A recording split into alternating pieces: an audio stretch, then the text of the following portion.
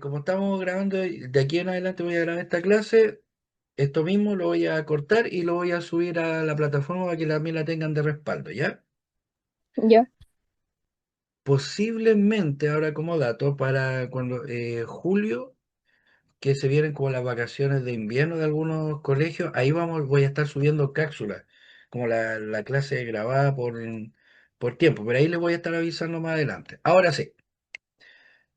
Retomando, siempre tienen que tomar en cuenta que la gran consecuencia de la guerra contra la Confederación Perú-Boliviana no es que Chile haya tenido tierra, no tuvo nada de tierra, no aumentó la frontera y nada por el estilo, sino que literalmente toma predominio en el Océano Pacífico. El país más importante que tienen los comerciantes a nivel mundial para venir a traer sus productos y después repartirlo al resto de América va a ser Chile, o sea, el puerto principal Valparaíso, y es aquí cuando se empieza a acuñar la idea de Valparaíso, que es la joya del Pacífico, la llaman los marinos, y ahí viene bla, bla, bla, bla, toda la canción clásica, y es porque acá es donde Chile pasa a ser muy importante y comienza a generar dinero, harto dinero para dar una estabilidad económica al país.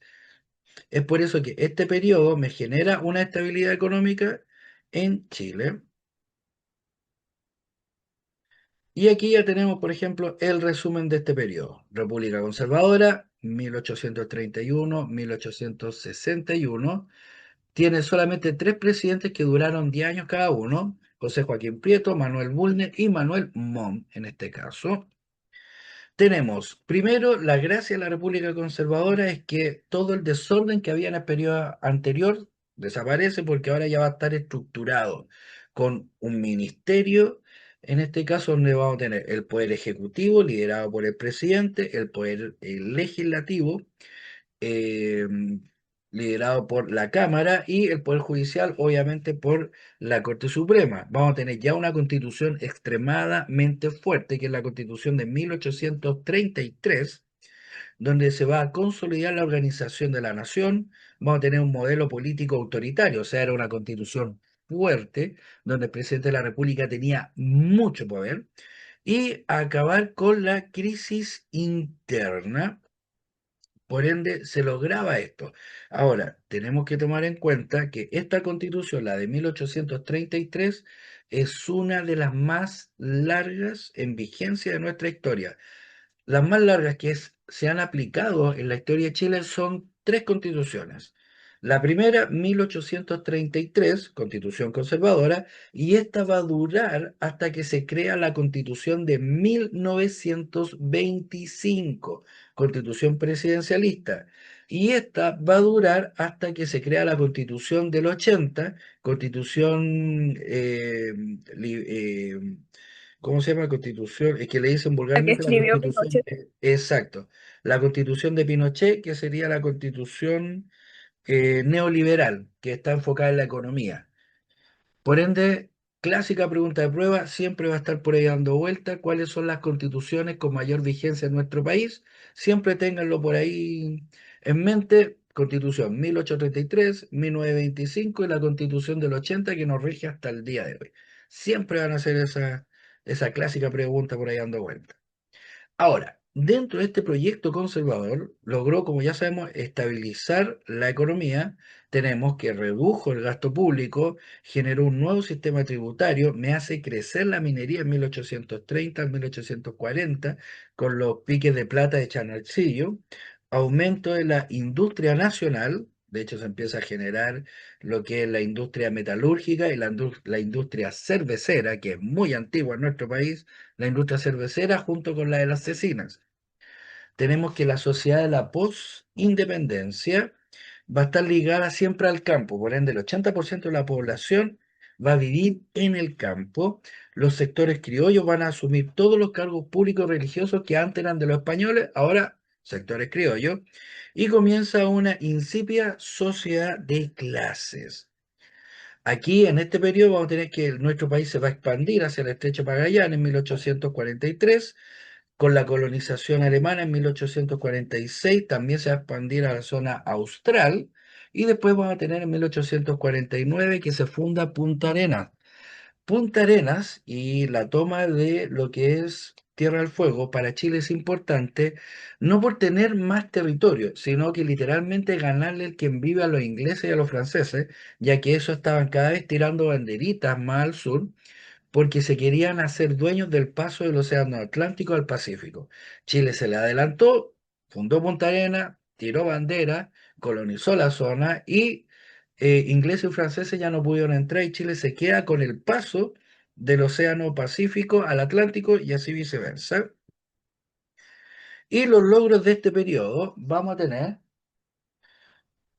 tener que se restablece el orden interno, la redacción de una nueva constitución, sometimiento, obviamente, del bando liberal, se estabiliza la economía como el pago de la deuda externa, por ende en este periodo se logra pagar eso, se consolida la soberanía nacional, como habíamos mencionado, en Magallanes, Yanquihue, triunfo contra la Confederación Perú-Boliviana, en este caso, así que aquí vamos a tener un gran, permítame, y sí que está ordenando esto, vamos a tener un gran avance. Sobre todo se va a establecer que el país predominante en el Cono Sur va a ser Chile y no Argentina, como se estaba también velando.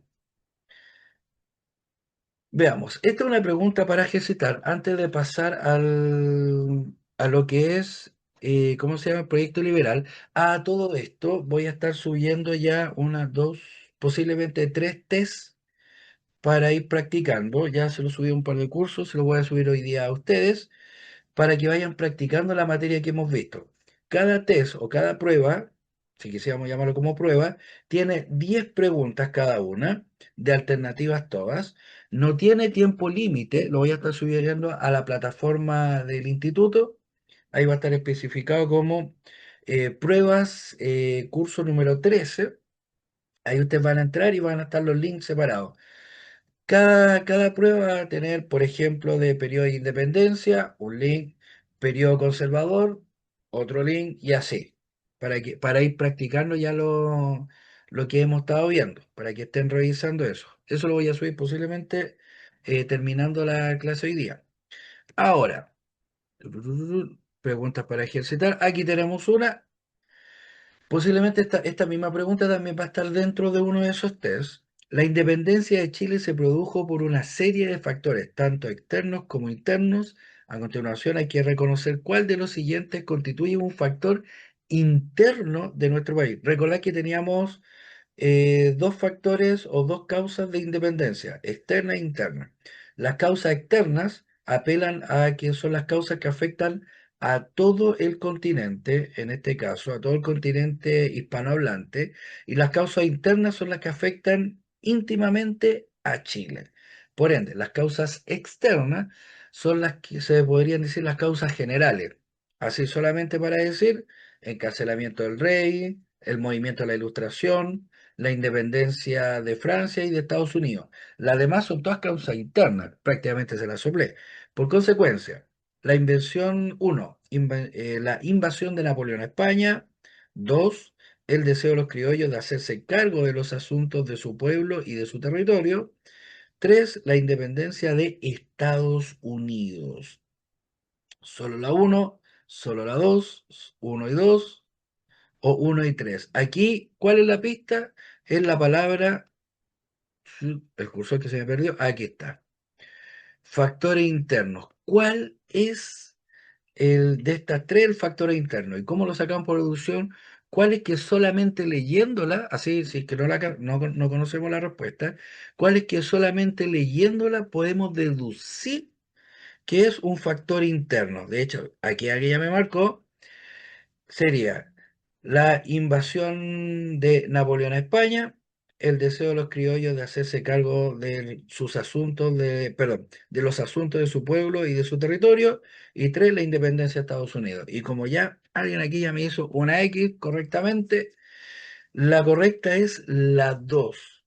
El deseo de los criollos de hacerse cargo de los asuntos de su pueblo. Recuerda, cuando hablamos de criollos, son de las personas que nacidas y criadas en el territorio. Eso no puede ser más interno. Por ejemplo, invasión de Napoleón a España en otro país, o sea, externo. Independencia de Estados Unidos, nombre lo dice, independencia de Estados Unidos. externo. Por ende, ¿cuál me queda como la única causa interna que afecta directamente a Chile? El deseo que los criollos de hacerse cargo de los asuntos de su pueblo o de su territorio en este caso. Así que está correcto. Ahí quien me marcó la B, está correcto ese asunto. Aquí tenemos. Seguimos con el siglo XIX y vamos a ir con el periodo liberal, que es el que viene después del periodo conservador. Primero, contexto histórico de este minuto en nuestro país. En Europa hay una corriente ideológica llamada liberalismo, en este caso en el siglo XVIII, y ese liberalismo, todos los hijos de los conservadores que viajaron a Europa a estudiar vinieron empapados con esa idea del liberalismo. Básicamente, ¿de qué se trata el liberalismo europeo? Primero, me habla de un valor supremo de las libertades y de la individualidad de la persona. Es el pleno desarrollo del individuo en libertad, es igualmente un beneficio para la sociedad en totalidad. Además, se habla que se liberan también en esta libertad, también una libertad cultural, libertad social y religiosa. Por eso que en Chile, en este periodo, aparece la ley de credo, de culto y libre culto de credo en este caso, pero también el liberalismo me habla que la democracia tiene que ser de libertad, valorar al individuo entre otras cosas, y además que tiene que tener una economía de libre mercado, o sea, libertad económica, libre juego de la oferta y la demanda, o sea, cuando hablamos de carácter de democracias liberales, estamos hablando de democracias que me hablan de una economía libre mercado. Aquí no tienen que existir los monopolios, ni los oligopolios, ni la colusión que estamos tan que Chile se conoce varias de esas, sino que es una democracia de libre mercado. Se comercializa todo, pero también de libre pensamiento, ya que se puede ser de cualquier ideología política, pero también de libre credo y libre en el aspecto cultural y social. Por eso que en este periodo se busca separarse, que el Estado se separe de la Iglesia Católica y le va a llevar hartos problemas para el Estado. Los presidentes de este periodo van a ser el señor José Joaquín Pérez, 1861 al 71, Federico Razzuri, del 71 al 76, Aníbal Pinto, del 76 al 81, aquí parte la Guerra del Pacífico. Vamos a tener Domingo Santa María del 81 al 86, aquí termina la Guerra del Pacífico. Y por último vamos a tener al señor José Manuel Balmaceda, 1866 hasta el 91, opinión personal, uno de los mejores presidentes que ha tenido nuestro país, por lo que hizo. De hecho, lo vamos a ver básicamente. Tenemos los logros de este periodo en general van a ser, si hablamos en política, la enseñanza de los ideales del proyecto fue a través de los partidos políticos radical y liberal. Aquí surgen dos partidos políticos o un partido político. Tenemos, recordad que estaban los conservadores, estaban los liberales y ahora vienen los radicales, que también son liberales, pero más extremos, aquí viene el nombre radical. Se realizan profundas reformas a la Constitución de 1833, aumentan los derechos y las libertades políticas, se amplían los derechos de voto masculino. ¿Esto qué quiere decir? Antes votaban solo los hombres mayores de 25 años, casados por la Iglesia Católica, que sepan leer y escribir y que sean dueños de algún bien raíz. O sea, llámese casa, caballo, carreta, pero que sean dueños de algo. Se amplía el derecho a voto, por ende ahora van a seguir siendo hombres, van a tener que saber leer y escribir, van a tener un bien raíz, pero ya no necesariamente tienen que estar casados por la iglesia. Pueden estar casados por el Estado o pueden ser hombres solteros. Si son hombres solteros, 25 años. Si son hombres casados, a los 21 años. Tienen derecho a voto. O sea, igual, de 100% de la población de Chile, vota, ahí le sacamos la mitad, el 50% son hombres, y de ese 50% solamente vota el 3% más o menos de la población. Antes votaba el 1, pero se aumenta un poco el derecho a voto. Y va a haber un conflicto grande con el Estado y la Iglesia Católica. donde el Estado se va a aclarar como dividir de la Iglesia Católica y vamos a tener la secularización de la Iglesia Católica.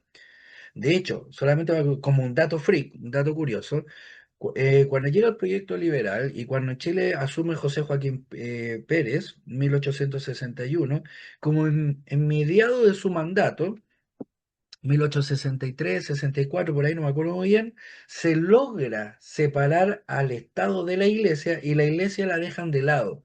Cuando pasa eso en Chile y que el Estado de Chile saca a la Iglesia Católica, y es más, no solamente que saca a la Iglesia Católica, sino que elimina el estudio de la asignatura religión en los colegios, ya no es obligatoria, y hace todo eso y le quita, ahora va a crear el registro civil, por ende ahora los matrimonios, las actas de matrimonio no las va a llevar la iglesia, las va a llevar el Estado, lo mismo que las defunciones y los nacimientos.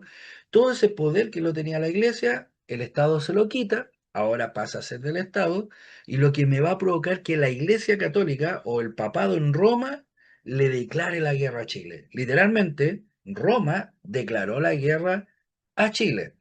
Cuando estuvimos en guerra con Roma, desde José Joaquín Pérez, Federico Razzoli, Aníbal Pinto, Pino Santa María, con José Manuel Balmaceda, se firmó la paz con Roma. Ahora, no se imaginen que fuimos ni con soldados, ni con barco a Roma, y Roma no nos mandó una tropa de puros cardenales, todos azotando una cruz al lado y con el otro con el rosario, sino que era como una guerra política. ¿Chile la pescó? No, pero es como divertido, nos fuimos a guerra con Roma. En el ámbito económico vamos a tener la exportación de materias primas, la inversión en obras públicas e industriales. O sea, este periodo generó mucha industria, mucha obra pública y, ojo, obra pública que dura hasta el día de hoy. Por ejemplo, con la presidencia de José Manuel Balmaceda, José Balmaceda, perdón, inauguró el viaducto del Mayeco, el puente y viaducto más alto de América en ese entonces, el más largo y el más alto, y para que ustedes tengan una idea, hasta el día de hoy está paradito. No se ha caído con ningún terremoto, con nada. Está paradito el viaducto del Mayeco, porque antes construían bastante bien. Entonces, para que tengan ustedes una idea, aumento de la industria nacional, sobre todo en la zona de Puerto Octay y Puerto Montt, esa va a ser siempre nuestra zona industrial. Recordad que ahí llegó mucho alemán. Entonces, los alemanes cuando se asentaron bien y todo lo demás, lo primero que hicieron crear cervecerías, eh, industria de cecinas, metalurgia. O sea, eran secos para crear una empresa. Y obviamente va a aumentar en este periodo la producción minera en el norte por la Guerra del Pacífico, que también la vamos a ver con especialidad. Primero, en el ámbito social, conflictos entre la élite conservadora y liberales. Siempre va a haber conflictos entre los que quieren permanecer dentro de la falda de la iglesia y los que quieren destetarse de la iglesia. Aumenta el proceso de la migración campo-ciudad, o sea, más gente del campo viaja a la ciudad porque en la ciudad había trabajo, porque en la ciudad se estaban generando más industrias. Aumento de los sectores medios, por ende, ya Chile no tenía solamente campesinos, pobres y clase alta, sino que ahora viene una insípida clase media y obrera en nuestro país, y tenemos la enseñanza de la región en colegios será optativa, la enseñanza de religión, lo que había mencionado, será optativa. Ahora, en este periodo nace lo que es el proletariado, y aquí tenemos un dato curioso. La palabra proletariado es una fusión de prole, que significa hijo, y tariado, descendencia. Por ende, cuando yo digo proletariado, digo que es el hijo hereda el trabajo del padre. Ahora, en este periodo no es porque el hijo quería heredar el trabajo del padre, sino porque estaba obligado. Porque ustedes tienen que saber que en este periodo los trabajos que habían en las industrias no tenían contrato, no había seguro ni nada.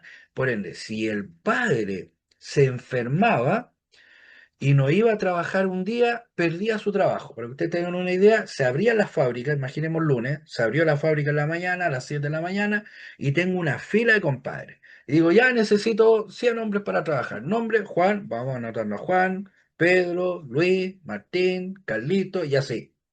Al día siguiente, los que tengo en la lista se tienen que presentar. Si uno no viene, se tacha, ese ya no vino, no me sirve y contrato a alguien más que ande por ahí dando vueltas. Para que no pierda esa persona, por ejemplo, se enfermó, se pegó un resfrío y no puede ir a trabajar porque está resfriado, lo que hacía ese trabajador enviaba al hijo a trabajar. Y cuando pasaba la lista Pedro, Juan, Luis, Pablo, y llegaba, por ejemplo, no sé, a Martín, Martín, y no está Martín, y lo voy a eliminar, se levanta la mano chiquitita por debajo, y le dicen, ¿tú quién eres? El hijo de Martín, ya, pone entre paréntesis, hijo, cierra, y el hijo le cuida el trabajo al papá. El hijo empieza a trabajar y el papá muere por efecto del resfrío, porque recuerda que un resfrío antes era una sentencia de muerte. Por ende, el papá muere por el resfrío y Martín se queda con el trabajo del papá. Y debido a esta situación se llama proletariado. Prole, hijo, tariado, trabajo. Proletariado, que es el hijo, es el que hereda el trabajo del padre. Ahora, ojo, para que ustedes tengan una idea, ¿alguien se imagina de qué edad en las pegas, en los trabajos, en la industria recibían a los niños? ¿Alguna idea? No, 7, 8 años. Un poquito menos. 5. Exactamente, desde los 5 años en adelante recibían a los niños en la industria. Y uno dice, pero ¿qué va a hacer un niño tan chiquitito en la industria? Y es básicamente porque las maquinarias que usaban engranes muy grandes, cuando estos engranes, por ejemplo, estaban andando y les caía una llave entre medio, alguna herramienta, se trababan. Las zonas eran muy pequeñas para ingresar y los únicos que podían ingresar eran los niños. Además tenía la mano chiquitita. Entonces a los niños los metían mientras las máquinas estaban andando todavía, o sea, hacían presión. El niño metía la mano, tenía que agarrar la herramienta y afuera habían dos trabajadores, como de los más fuertes, que eran muy pocos, para agarrar al niño y el niño tenía que gritar. Cuando agarraba bien la herramienta, el niño gritaba y ahí los trabajadores lo tenían que sacar lo más rápido posible porque los engranes iban a seguir moviéndose. Entonces el niño gritaba, ¡ah! Los trabajadores sacaban al niño lo más rápido posible y listo. La máquina seguía andando y el niño lo tenían ahí trabajando. El problema era cuando los trabajadores no alcanzaban a sacar al niño lo más rápido y esos niños perdían una mano o perdían el brazo y a veces perdían la vida. ¿Y el dueño de la empresa se hacía cargo de eso? No, porque recordar, en este periodo no hay contrato de trabajo, no hay seguro laboral, no hay nada de este periodo. Así que esto era bastante terrible.